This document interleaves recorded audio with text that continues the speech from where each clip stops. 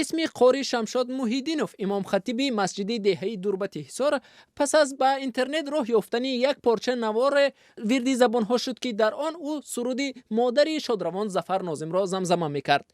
بسیاری ها پس از تماشای این نوار کوتاه میگفتند قاری شمشاد محیدینوف در اصل فرزند شادروان تاج‌الدین محیدینوف آوازخوان سرشناسی تاجیک است. یعنی فرزند شادروان تاج‌الدین محیدین هستید نه؟ بله درسته. کم میخواستم درباره زندگی حاضرتون معلومات میدادید، چون بسیاری از هواداران مثلا شما میشناختن با موعظه هاتون، با نصیحت هایتون که بیشتر به فکرم در روسیه ثبت میشد. عین حال با چه کار بار مشغول هستی؟ عین حال ما یک مسجد جامع ده به حیث امام خطیب کار میکنیم، هم یک کار فعالیت میکنیم. اولادارم صاحب 4 فرزندم. یک پاره سروده که از شادروان ظفر ناظم قرائت کردید هم تو بداهتن بوده، این خیلی به طور دائمی سرود ها نه همیشه یک همی زمزمه کردیم، همی بگیم یک همیشه زمزمه که خیلی دائمی وای میکرده که باشیم نیست. همی یک زمزمه کردیم همیشه دوستی چند کس خوش آمد، خیلی با چند کس ناخوش شد. با نفرهای هم بودن که ناخوش شدن از این وای چرا؟ اما بعضی ها میگن اینترنت خواهی کردیم، بعضی اما نفرهایی که اما موسیقی را بعد میبینن یا موسیقی را بگیم معنا درست میدونن، اما آدم ها با راستی نفارید بخیالم که من خیلی مدام معلومات میتیم که اما این طریق اینترنت خوندیم فیسبوکی خیلی بعضی آدم مخبور کده هم بعضی ها به خاطری میگن شما یک شخصیت روحانی نو ترانه دیگه موسیقی خوندین، هم خیلی گفته با مذمت هم میشه، هم خیلی هر خیلی اندیشه هم هست.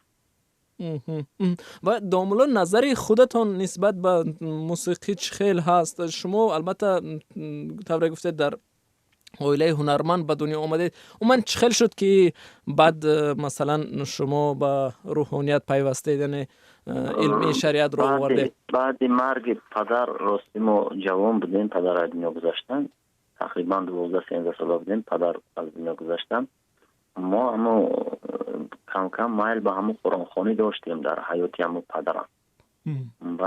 بعد پدر از دنیا رفتن یک وقتی طولانی هم نکشید دیگه، وقتی کوتاه در مدرسه دانشگاه اسلامی همین تاجیکستان رای کردیم، همونجا حجت گذاری کردیم، همونجا حجت سپاریدیم، همونجا را ختم کردیم، همونجا را خوندیم. بعد همین رغبت و مایل شوقمون نسبت خواندن که بود، راستی معرکه و بعضی همین چاربینی ها و بعضی همین چیزا ده با قرآن خوانی یا با صلوات خوانی یا با همون نشید خوانی های اسلامی بسیارتر میشناستم. بگیم به تاریخ مولود خوانی بود در جای خودمون مردم های ما مولود پیغمبر میخوندن، اگر شما یادتون باشه همونا به همون طریق بسیارتر ما میشناسن.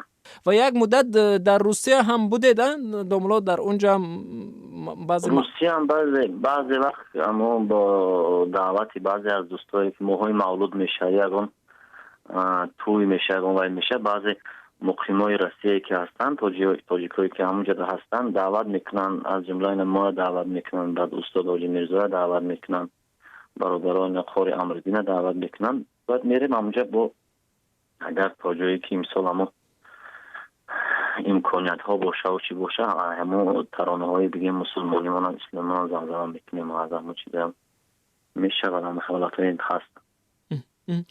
و دوملا البته نظرتون به سراییدن یا که زمزمه سرود چی است؟ آیا باز هم ادامه میدهید به همین گاه سرودن مثلا سرودهای تربیوی؟ چون نظر من نسبت موسیقی که از نظر علمای اگر دین گیریم، از نظر علمای دین بعضی علما بسیار تحقیر هم هستن، اما اکثر علمای وطن خودمان از جمله روحانیایی که در خودمان بسیار مشهورند با قول فتواهای یوسف قرضاوی، با قول فتواهای امام غزالی و چندین نفر امام و بزرگایی که در دین داریم، اونا همه موسیقی را اجازت میتین که دل نرم کنه، یعنی انسان به یک روحیه تربیوی اخلاقی آداب میبره، اما موسیقی را اجازت میتین. اما موسیقی که انسان به سوی بگیم همین نادرستی میکشه و شهوت انگیز باشه، این موسیقی را من میکنه البته شریعت.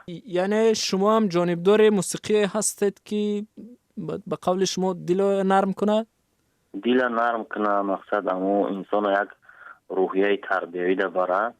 امورا ما هم طرفدار میخوام همین چیگون مونگیت نداریم، اما بعضی با از نفرای یوف میشن یا هستن که بالکل همین موسیقی تمام نمو چیکار میکنن، من میکنن، حرام حتی اعلان میکنن. حالا اون که در فتاوا میبینن، در فتاوایی که برای مسلمان هستن میبینن که چگونه پیامبر به همسرش و مادرمون بیبی عایشه هم حتی توصیه دادن که یگان دایره زنی نکرده. یکی از کنیزا و غلاماشون وقتی اونا دار شدن یعنی دایره زنی نکردین. حتی در زمانی که پیامبر زنده بودن، در حالت حیات بودن، ابوبکر صدیق هم بودن، بعضی از بدویایی که بادیانشین بودن اطراف پیامبر شیرخوانی کردن. پیامبر ایشان را منع نکرد تا زمانی که ابوبکر صدیق منع نکرد. ابوبکر وقتی منع کردن حضرت ابوبکر، پیامبر با ابوبکر صدیق حتی گفتن که کار نگیره، مقصدی مردم چخه نشیمونه.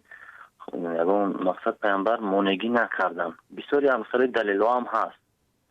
بعضی هم میگن از امو سخن لغوی که در قرآن آمدگی هست، لغو الحدیث، مفسر و بعضی روشان گفتن که همین موسیقی را در نظر داره. اما همین موسیقی را وقتی طبقه گذاری میکنن علما، همون موسیقی میگن منظور از همون موسیقی که انسان را به شهوت میکشه، اما انسان را به سوی آداب و اخلاق یا اندیشه نیک میکشه و دل نرم میکنه، میگه جایز است.